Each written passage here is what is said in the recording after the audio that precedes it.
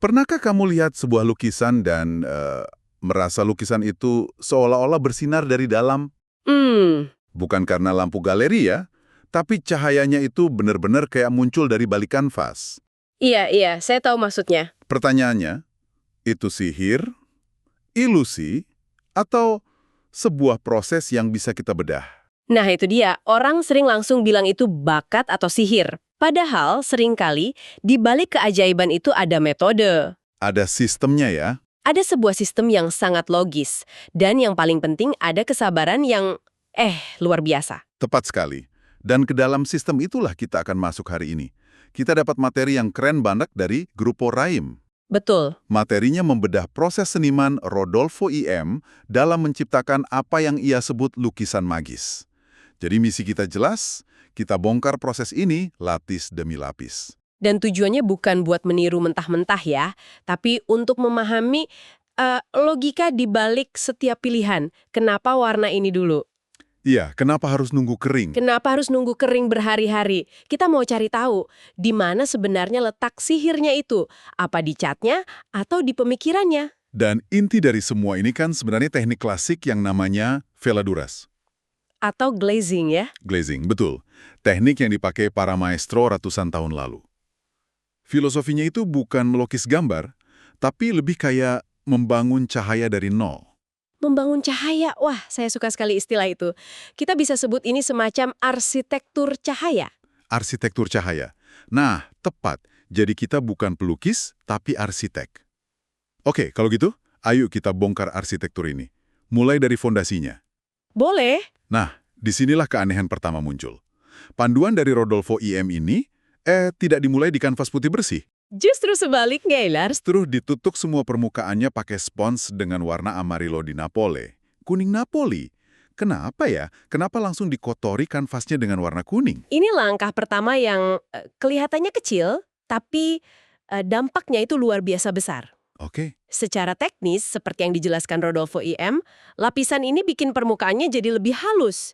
Jadi saat lapisan cat berikutnya yang sangat encer diaplikasikan, Catnya bisa meluncur gitu ya? betul, catnya bisa meluncur mulus, nggak tersendat di pori-pori kanvas. Oke, jadi ini semacam primer berwarna ya, biar lebih enak melukisnya. Semacam itu. Tapi, bukankah ini pertaruhan besar mengkondisikan seluruh lukisan dengan dasar kekuningan ini? Apa nggak berisiko nanti semuanya jadi kelihatan kuning, agak sakit gitu warnanya? Itu resiko yang diperhitungkan. Tapi disinilah fungsi keduanya, fungsi artistiknya bermain. Oke, Saat itu berada, ini adalah cahaya dasarnya. maksudnya suhu, kayak hangat atau dingin gitu. Tepat, kuning Napoli ini memberikan kehangatan fundamental pada seluruh medium. Jadi semua warna yang akan ditimpa di atasnya nanti. Biru langit yang dingin, bayangan yang gelap, secara halus akan terinfeksi oleh kehangatan ini. Mereka nggak akan pernah jadi warna yang steril kayak langsung dari tube. Oke, saya mulai paham. Jadi kalau nanti kita melukis langit biru di atasnya, birunya itu bukan biru murni, Bukan. tapi biru yang sudah hidup di dalam atmosfer yang hangat. Jadi sapuan pertama ini sudah menentukan mood keseluruhan lukisannya. Persis. Keputusan terpenting tentang cahaya dalam lukisan ini dibuat bahkan sebelum ada gambar apapun di atasnya. Fondasinya adalah cahaya itu sendiri. Baik, fondasi cahaya hangat sudah terpasang. Logikanya, kita akan mulai nambahin warna-warna cerah lainnya kan? Harusnya begitu ya. Tapi tidak, prosesnya berbalik 180 derajat. Panduan dari Rodolfo IM menginstruksikan untuk mulai menodai kanvas dengan siena tostada. Siena bakar. Siena bakar yang sangat encer. Ini rasanya aneh. Kita baru aja membangun dasar yang indah.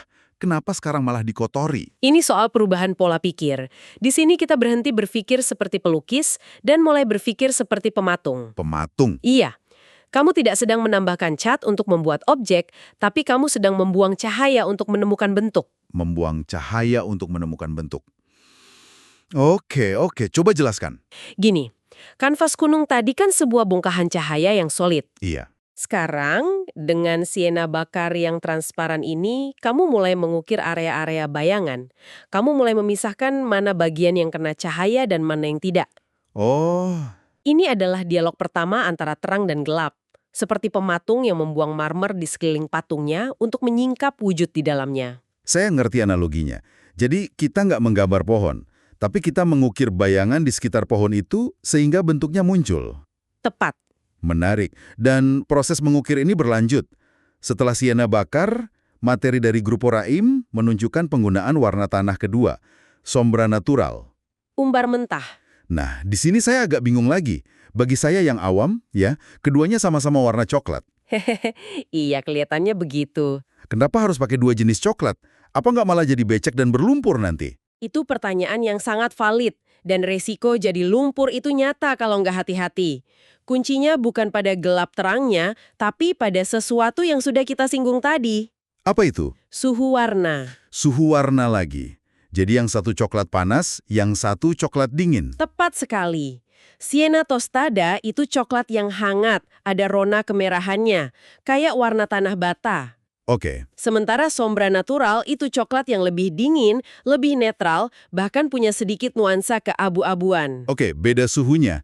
Tapi kenapa itu penting? Bukankah bayangan itu, ya gelap aja? Nah, disitulah detailnya. Coba pikirkan dunia nyata. Bayangan di dinding pada siang hari yang terik, seringkali warnanya bukan coklat hangat kan? Bener juga. Justru ada sedikit rona kebiruan atau keabuan. Bayangan itu cenderung dingin. Bener juga ya. Nggak pernah kepikiran sejauh itu. Jadi ini upaya meniru fisika cahaya di dunia nyata. Persis. Kalau seniman hanya pakai siena tostada untuk menggelapkan, bayangannya memang akan makin gelap, tapi juga akan makin merah. Oh iya ya. Hasilnya jadi aneh seperti bayangan yang terbakar. Dengan menambahkan sombra natural yang dingin di area paling gelap, bayangan itu nggak hanya jadi lebih dalam, tapi suhunya jadi lebih netral dan alami. Jadi kontrasnya yang bikin hidup. Betul. Kontras antara hangatnya siena dan dinginnya sombra inilah yang menciptakan ilusi volume 3 dimensi yang jauh lebih meyakinkan. Jadi ini permainan keseimbangan yang konstan antara hangat dan dingin di seluruh kanvas. Oke, ini masuk akal. Jadi setelah bentuk-bentuk besar ini diukir dengan bayangan, kanvasnya jadi cukup gelap kan? Cukup gelap, betul.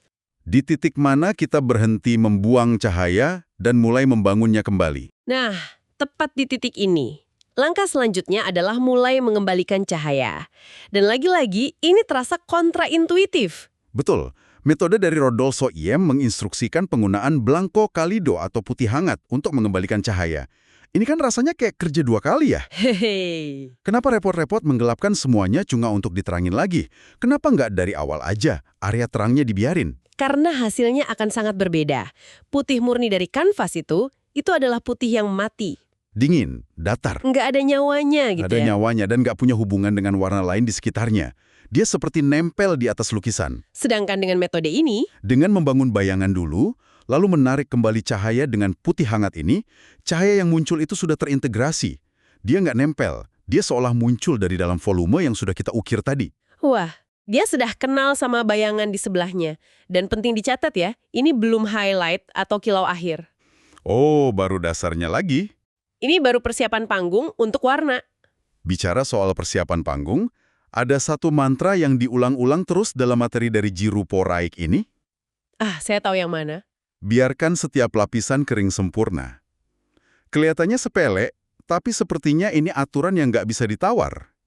Ini adalah jantung dari teknik Veladuras. Ini bagian yang paling nggak keren, paling membosankan, tapi paling krusial. Tanpa nunggu kering, semua teori tadi jadi sia-sia. Kenapa itu?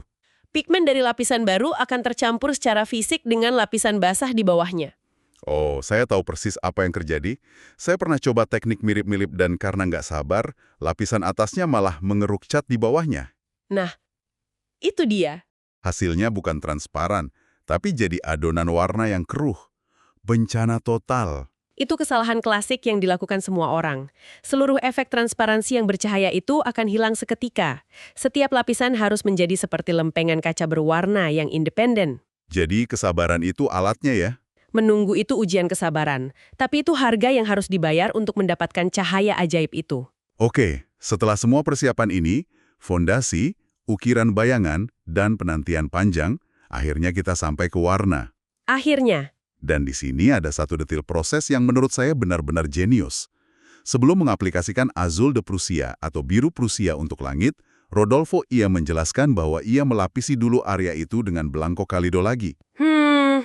Tunggu sebentar, kenapa ngecat area dengan warna putih? kalau kita akan langsung menutupinya dengan warna biru. Kelihatannya seperti langkah yang sia-sia. Kelihatannya begitu kan? Tapi disinilah salah satu rahasia terbesar lukisan berlapis terungkap. Coba kita pikirkan cara kerja cahaya secara fisika. Oke. Cahaya dari ruangan menembus lapisan cat transparan, memantul di lapisan bawahnya, lalu kembali ke mata kita. Oke, logis. Biru Prusia itu warna yang sangat transparan. Kalau warna biru ini diaplikasikan langsung di atas dasar bayangan yang kecoklatan tadi, apa yang terjadi?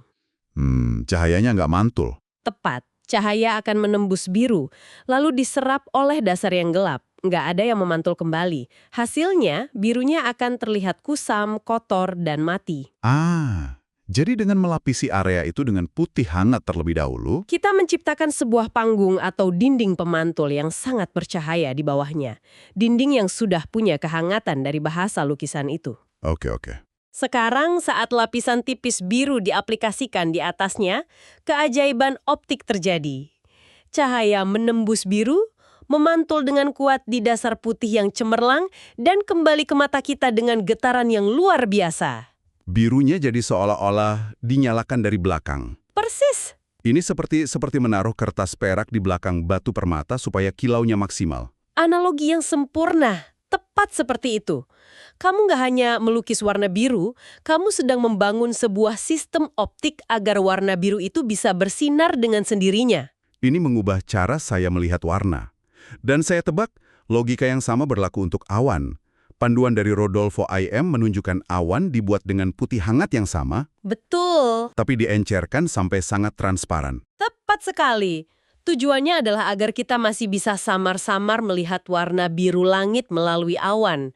Kalau awannya dilukis dengan putih pekat, dia akan terlihat seperti stiker. Stiker padat yang ditempel di langit, kaku dan nggak natural. Betul.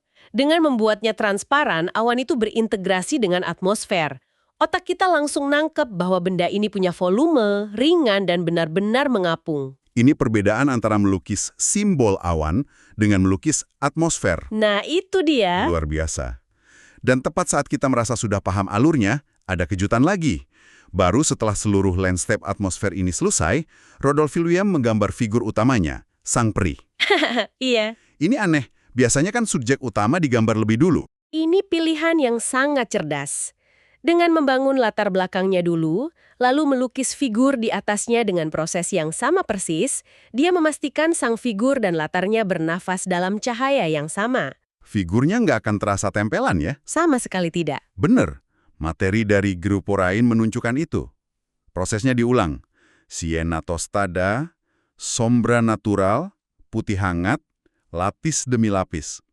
Tapi, untuk titik tergelap pada figur, dia memperkenalkan satu warna terakhir. Gris de Pain. Gris de Pain, atau abu-abu pain.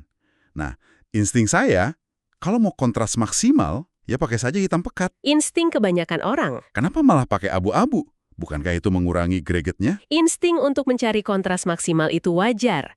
Tapi dalam tradisi lukisan klasik, hitam murni yang langsung dari tub itu sering dianggap sebagai warna mati. Warna mati? Apa maksudnya? Hitam murni itu seperti lubang hitam. Dia menyerap semua cahaya secara datar tanpa refleksi, jadi menciptakan efek lubang pada lukisan. Oh, seolah-olah ada bagian kanvas yang bolong. Betul. Dan kalau dicampur dengan warna lain untuk bikin bayangan, dia cenderung mengotori dan membunuh getaran warna-warna tersebut. Menarik. Jadi, apa yang membuat Gris de Pain ini beda? Bukankah itu cuma hitam yang nggak terlalu pekat? Komposisi kimianya beda. Gris de Pain memang sangat gelap, tapi dia bukan hitam yang netral. Dia punya rona kebiruan yang halus, tapi sangat krusial. Jadi ada warnanya di dalam gelapnya itu. Ada, dan rona kebiruan itulah yang memberinya kehidupan. Rona itu membuat area tergelap tetap bisa berdialog dengan harmoni warna di seluruh lukisan. Jadi nyambung ya? Gelapnya terhubung dengan birunya langit, dengan dinginnya bayangan sombra natural. Dia menciptakan kedalaman yang elegan, bukan lubang yang kasar. Oke, jika kita coba satukan semua kepingan puzzle ini, jelas sekali bahwa proses ini bukan soal melukis objek, tapi tentang membangun realitas lapis demi lapis. Tepat. Metode Rodolfo IM, seperti yang dijelaskan Grupo Raim, tidak mencari hasil instan. Justru sebaliknya. Setiap langkah dirancang untuk membangun di atas langkah sebelumnya. Tanpa pernah menghapusnya. Betul. Dimulai dengan membangun suhu, mengukir massa, mengembalikan cahaya. Dan yang paling penting, menghormati waktu pengeringan. Kesabaran bukan cuma kebajikan, tapi benar-benar menjadi salah satu bahan utamanya. Hasil akhirnya, permukaan lukisan itu bukan lapisan cat tebal, tapi akumulasi dari selubung-selubung warna transparan. Jadi, cahaya yang sampai ke mata kita itu sebetulnya sudah berpetualang dulu. Menembus semua lapisan tadi. Menembus semua lapisan itu, makanya nggak heran kalau lukisannya kelihatan seolah-olah menyala dari dalam kan. Bukan sihir, tapi fisika. Itulah arsitektur cahaya yang sesungguhnya. Proses yang lambat, disengaja, lebih mirip alkimia daripada melukis. Rodolfo I.M. menyebut hasilnya lukisan magis, dan setelah kita bedah prosesnya, kita bisa paham kenapa. Keajaibannya bukan karena trik, tapi karena ketaatan pada proses. Tentu saja. Dan ini membawa saya pada sebuah pemikiran akhir, sebuah pertanyaan untuk kamu renungkan. Oke. Setelah kita membedah proses yang begitu metodis ini, yang sangat didasarkan pada fisika cahaya dan kimia pigmen sebenarnya, di mana letak keajaiban itu? Pertanyaan yang bagus untuk menutupnya. Apakah pada bahannya, pada formula persis grease the paint, atau pada teknik veladuras itu sendiri? Atau mungkin, keajaiban yang paling dalam justru terletak pada kesabaran sang seniman. Sebuah tindakan iman untuk mengaplikasikan satu lapisan transparan, menunggu, dan percaya bahwa waktu dan lapisan berikutnya akan menyingkapkan sebuah cahaya yang utuh.